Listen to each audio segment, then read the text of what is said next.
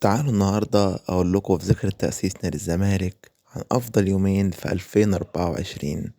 الزمالك هو حياتنا، في كل يوم بنعشق الزمالك. وهنا وإحنا في استاد القاهرة بعد الفوز بالكونفدرالية، هو أفضل إنجاز في 2024. فرحة وسعادة الجمهور جميعا وأمام أعين اللعيبة. فرحة الجمهور اللعيبة الرجالة اللي كانوا على قد المسؤولية، اللي حققوا لنا الكونفدرالية، بطولة كان الزمالك هو الأفضل فيها، وكان يستحق الزمالك أيضا الفوز بها. هنا كنا بنفرح مع الجمهور وكنا بنغني: يا ليالي عودي تاني، يا ليالي عودي، بالإنجازات والبطولات والسهر في الدخلات. عمري كله ورا الزمالك، من الميلاد عشنا معاه الذكريات واحنا بنتجمع فريق الغالي. وهنا كان حسين لبيب ورئيس نادي الزمالك وأعضاء الجامعة العمومية، وعدى بعديهم جوميز اللي صراحة عمل من الفرقة فسيخ إلى شربات. صراحة جوميز مدرب محترم، ومدرب كان على قد المسؤولية، ومدرب صراحة خلى الفريق في حتة تانية خالص. وفرحة الجمهور هي كانت أهم شيء هنا. كنا منتظرين رفع الكاس وكانوا بيلفوا.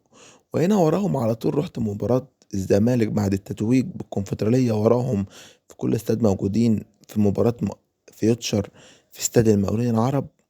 معاش تعادلنا لكن الحمد لله. لكن هنا لازم تبقى ورا فريقك كل مباراة على طول.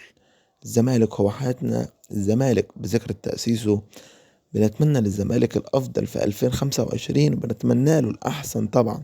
فريقنا ومن غيره ومن غيرنا هيحب نادي الزمالك، ومن غيرنا هيدعم نادي الزمالك. نادي الزمالك هو النادي الأفضل على مر العصور. نادي الزمالك هو نادي الفن والهندسة. نادي الزمالك عمل أجيال كتير وأساطير، على رأسها حسن شحاتة وشيكابالا وحازم إمام، وعمل كمان زيزو يا زيزو يا زيزو أفضل لعيب، وبن شرقي وفرجاني وطارق حامد ولاعيبة كتير وأبو جبل وجنش ولاعيبة كتير مش عايزين ننساها. وهنا بقى تعالوا نخش بقى هنا على السوبر الأفريقي وجمال السوبر الأفريقي وفرحة السوبر الأفريقي واحنا بنفوز. بص أنا كنت فرحان ازاي، بص أنا كنت سعيد ازاي، ومن غيره يفرحنا الزمالك، ومن غيره وادي وسام هيضيع وسام. ضيع يا وسام والفوز يا وسام. مبروك للزمالك وكل الزملكاوية، مبروك. الزمالك في ذكرى تأسيسه هو النادي الأفضل على مر العصور. الزمالك هو حياتنا، الزمالك هو كل شيء. مبروك لكل زملكاوية ب 2024 بالفوز بالكونفدرالية، والفوز كمان بالسوبر الأفريقي على الغريم التقليدي بتاعنا النادي الأهلي.